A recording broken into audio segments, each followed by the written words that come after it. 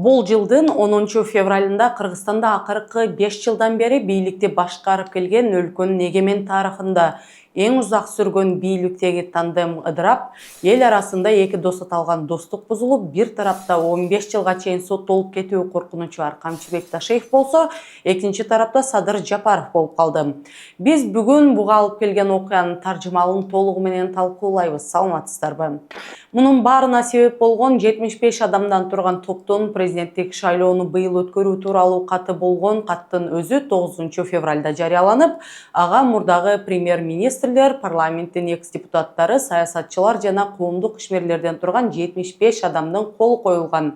Алар президент Садыр Жапаровго жана Жогорку кеңештин ошол кездеги төрагасы Нурланбек Тургунбек уулуна кайрылып, жакынкы убакытта президенттик шайлоо өткөрүүгө чакырган. Эскерте кетүүчү нерсе, президенттик шайлоонун 2026 жылы өтүүсү керекпи же 2027 жылы өтүүсү керекпи деген сөздөр буга чейин да айтылып келген.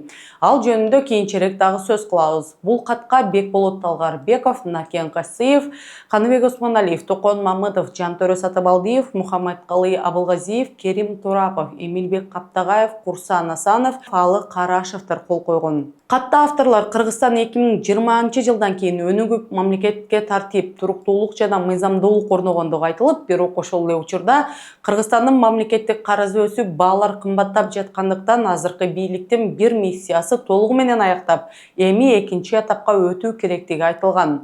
Ошондой эле Садыр Жапаров 2021 жылга чейин иштеп келген эски конституция менен шайлангандыгы айтылып, анын мөөнөтү 2026 жылы бүтөөрүн, эми болсо быйылдан калбай жаңы президенттик шайлоо өтүүсү керектиги айтылган. Жетишкендиктер менен катар учурда андан ары өнүгүүгө тоскоол болуп жаткан олуттуу көйгөйлөрдүн бар экенин да белгилеп кетүү маанилүү.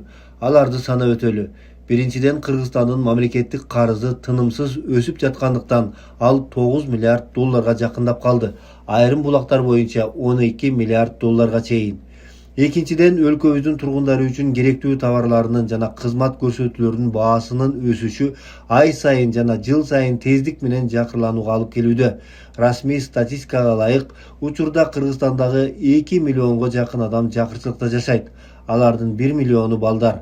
Бул талдоо толугу менен талашсыз жетишкендиктерди жана олуттуу кыйынчылыктарды санап өтүп, бизди негизги тыянакка алып келет. Кыргызстандын азыркы жетекчилигинин биринчи этабы логикалык жактан аяктады. Бул тыянакка таянып, биз Кыргызстандын өнүгүшү, жаңы дем алып, интенсивдүү жана жогорку сапаттагы иштин экинчи этабына өтүшү керек деп эсептейбиз. Белгилей кетүүчү нерсе, азыркы мамлекет башчысы 2021 жылы эски конституция боюнча шайланган. Ошол жылдын апрель айында жалпы элдик референдумда мамлекет башчысы 5 жылдык мөөнөткөнө шайлана тургандыгы так көрсөтүлгөн. Жаңы конституция кабыл алынган.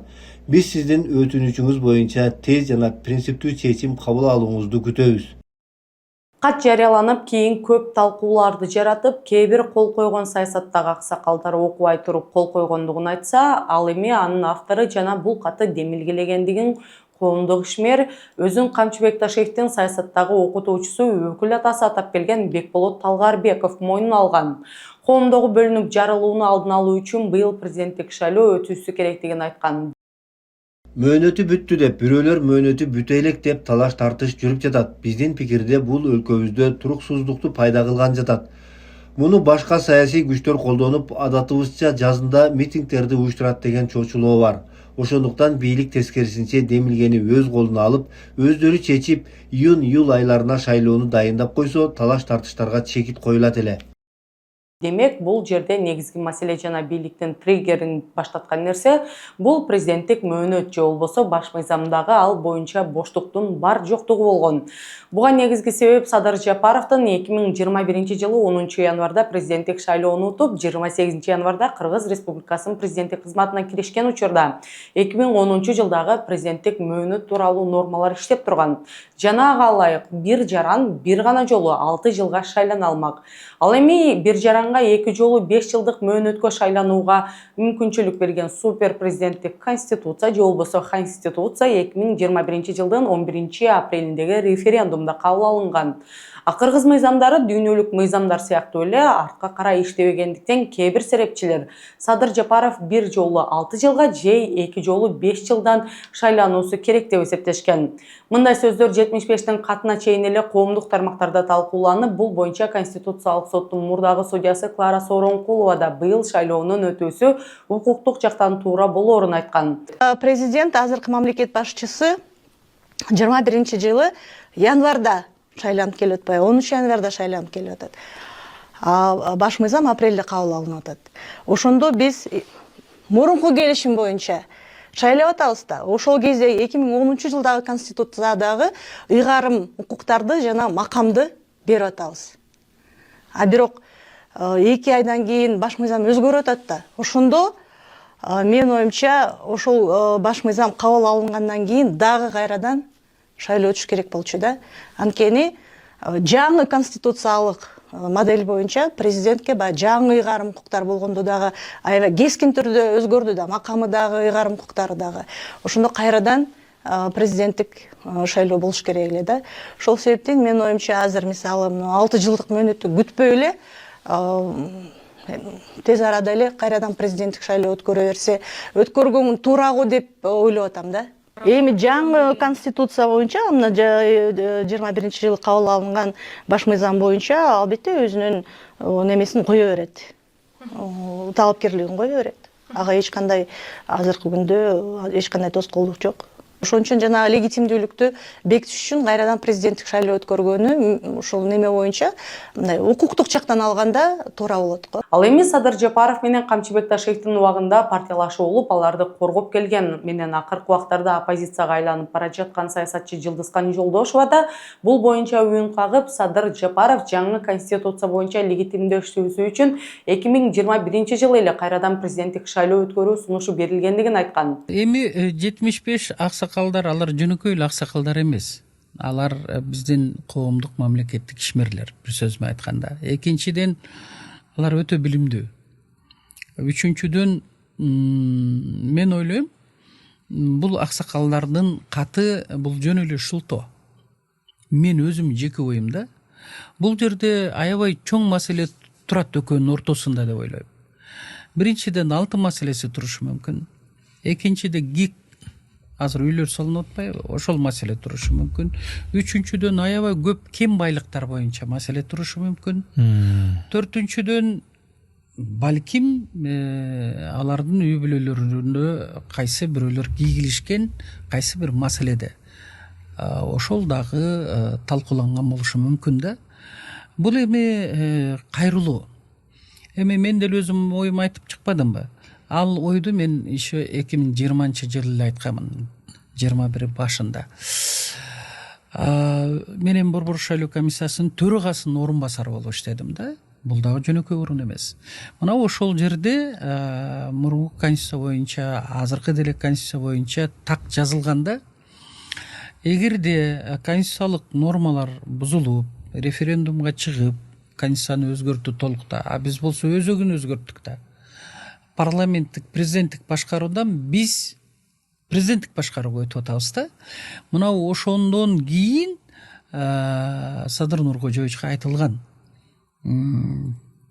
деге референдум бүткөндөн кийин, кабыл алынгандан кийин сиз сөзсүз кайрадан жаңы конституциянын макамы менен, нормалары менен өзүңүздүн президенттик макамды бекитип алыңыз деп. Айлана чөйрөсүндөгү мына ошол кээ бир подхалимдер жок, биз конституцияга жазып коебуз, норма болот, нормально болот, тиги бу деп туруп, туура жолдо бараткан Садыр Нуркожоевичту туура эмес жолго салып коюшту.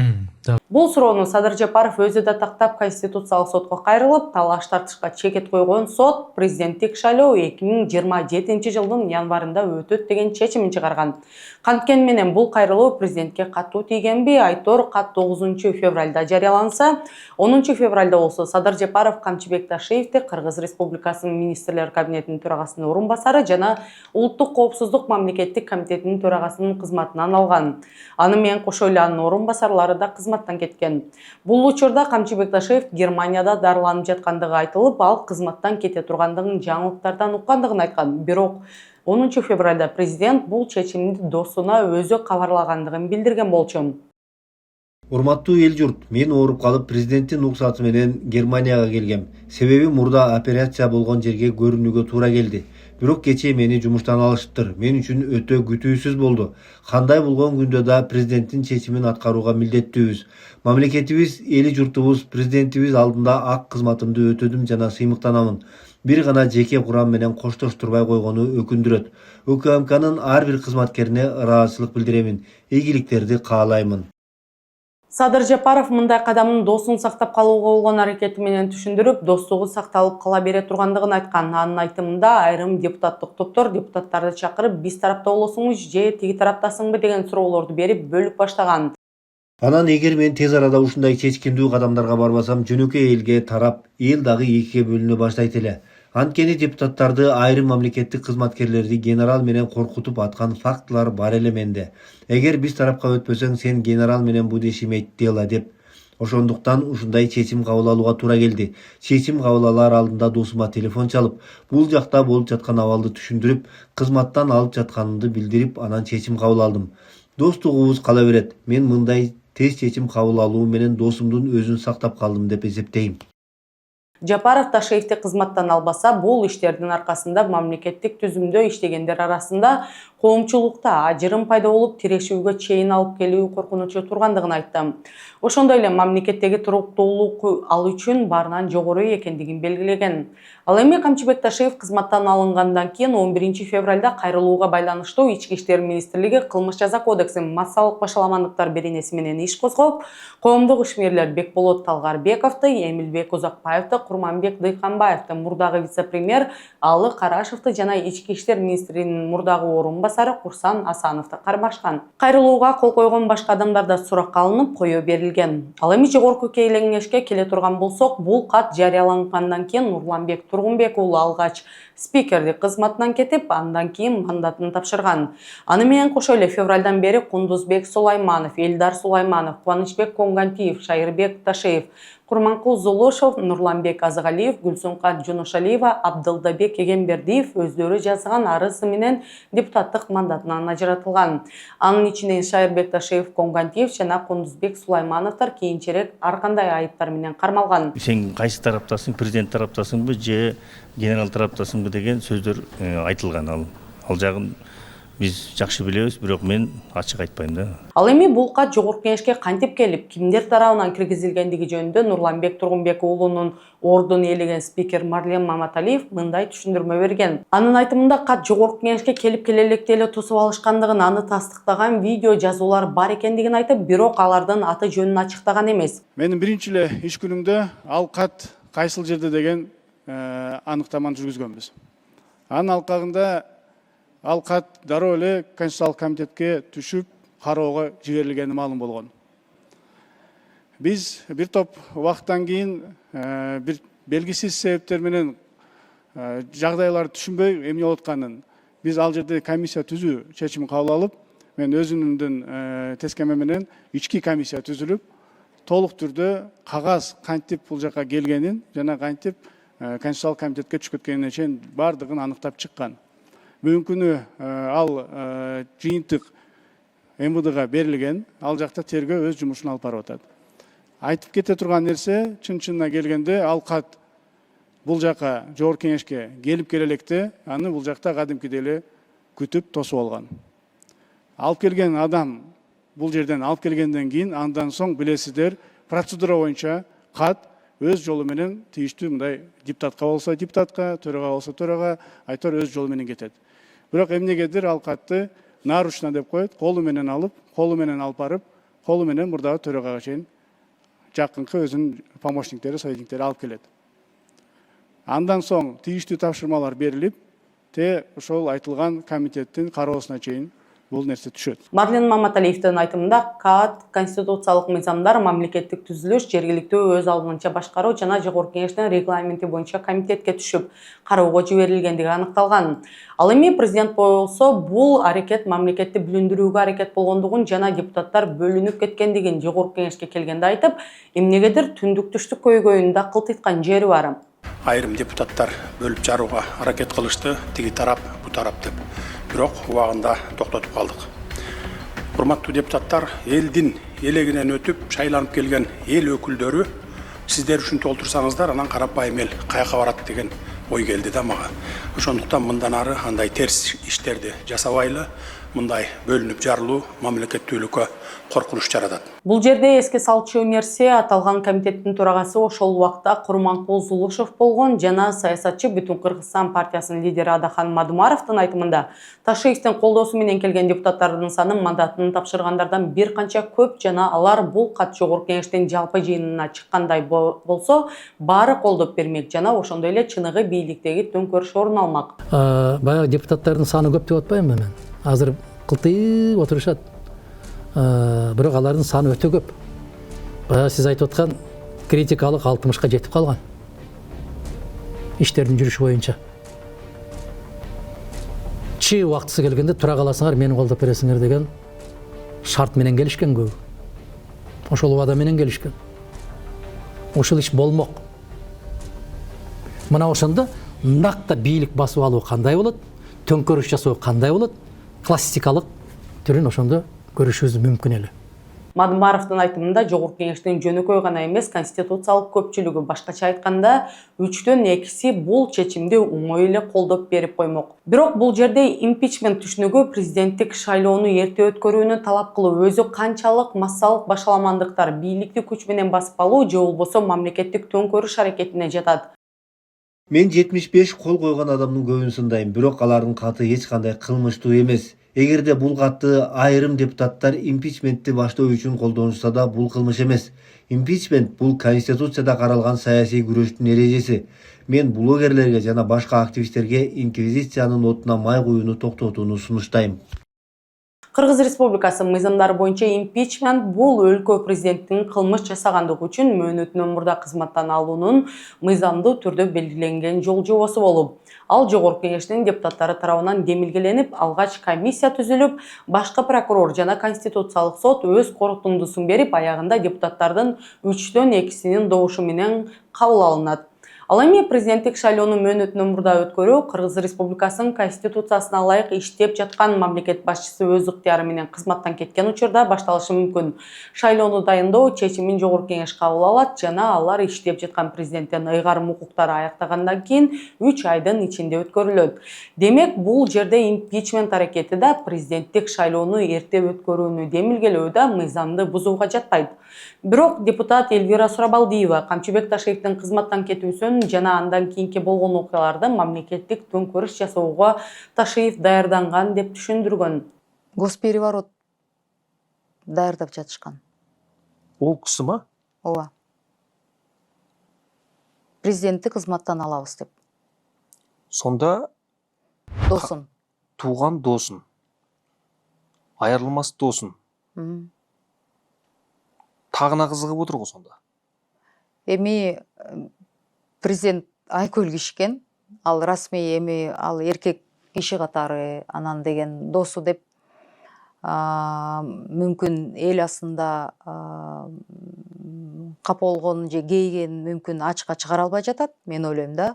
Бирок ал кишиге аябай кыйын, бул өмүрлүк досу, аны кызматтан кетирем деп аракет кылышып, ошол кадамдары үчүн ал Камчыбек Ташиевди жумуштан алганы негизги себеп. Демек, өзім мен бийликке келем деп, президенттің орнына сол әрекет еткен дейсіз ғой? Жок, аны бардыгы билет. Парламенттин 90 депутаты билет. Мамлекеттик төңкөрүш, госпереворот бул өлкөдөгү мыйзамдуу бийликти Конституцияда каралган тартипти бузуу менен адатта күч колдонуу же күч коркутуу аркылуу мыйзамсыз жол менен алмаштыруу. Анын негизги белгилери болуп, конституциялык тартиптин бузулушу, бийлик алмашуу, шайлоо, импичмент же мыйзамдуу процедураларсыз жүрөт. Күч түзүмдөрүнүн катышуусу армия, коопсуздук кызматтары же куралчан топтор активдүү роль ойнойт. Мамлекеттик институттарды басып алуу, парламент, өкмөт, телерадио байланыш түйүндөрү көзөмөлгө алынат. Мыйзамдуу бийликтин иштен четтетилиши президент, өкмөт мажбурлап кетирилет же обочолонтот. Өзгөчө режимдердин киргизилиши, коменданттык саат, өзгөчө абал чектөөлөр, эгер жогорудагы белгилер системалуу жана далилдүү түрдө тастыкталса, анда мамлекеттик төңкөрүш деген квалификация укуктук талкууга негиз боло алат. Эгер бул белгилер толук же негиздүү далилденбесе, анда мындай айыптар саясий риторика же баалоо катары кала берет.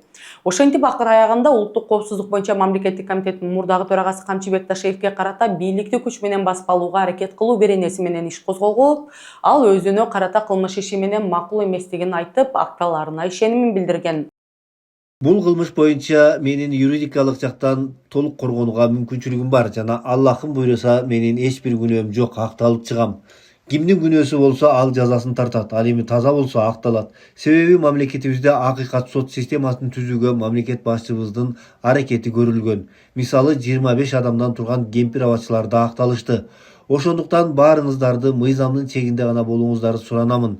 Эч кандай коомдук же башка адамдардын кыймыл аракеттеринин зарылдыгы жок деп эсептейм.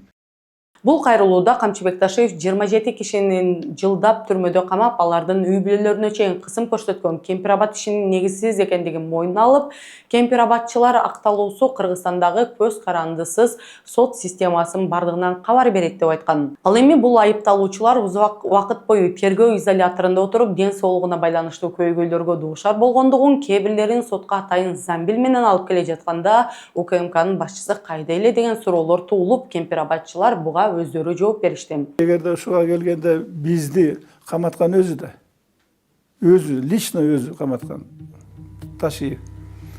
Бирок булардын маселеси бийликке тийиштүү маселе. Биздин маселе бийликке эч кандай тиешеси жок маселе. Ошон үчүн кемпир абадчыларга мындай бетин жаап атканы бул анын мындай туура эмес түшүнүгү да. Анан кийин болсо биздин атоосу менен жаманып, уже кандай десем, эки жүздүүлүк, анан наглость деп коет. Биз өзүбүздүн пикирибизди гана айткан жарандар, саясатчылар, активисттер, журналисттер гана болчубуз. А булар болсо мурунтан бери даярданып жүргөн солдаттар. Оппозицияны бийликтин ичиндеги оппозиция деп коелучу, бийлик өзүнө өзү оппозиция болду десек болот да. Ошонун башында турган Ташиев болот баягы. Бир жыл мурун Камчыбек Ташиев кемпир абад ишиндеги айыпталуучуларды жөн гана чуу көтөрүп, Өзбекстан менен Кыргызстандын ортосундагы келишим тууралуу жалган билдирүүлөрдү тараткан деструктивдүү күчтөр деп атаган. Эми өзүнө бийликти күч менен басып алуу, кызмат абалынан кыянаттык менен пайдалануу менен иш козголуп, үй мүлкүн конфискациялоо менен 15 жылга чейин камалуусу мүмкүн. Бул Кыргызстандагы бийлик башында тургандарга ушул убакыттан пайдаланып, сотторду көз карандысыз кылуу, түрмөлөрдөгү тергөө абагындагы абалды жакшыртуу, саясий мотив менен камабоо деген сыяктуу сабактарды берүүсү керек. Бирок эгемендик жылдары келген ар бир бийлик мындай тагдыр анын башына келбейт деген ишеним менен иш алып барат. Биз бул атайын чыгарылышта Кыргызстандын тарыхындагы 3-чү төңкөрүштөн кийин келген 6-чы президенттин жана анын досу Камчыбек Ташиевдин тагдырын 2 этапка бөлгөн 75 каттын таржымалын айтып бердик. Кийинки берүүлөрдөн көрүшкөнчө аман болуңуздар.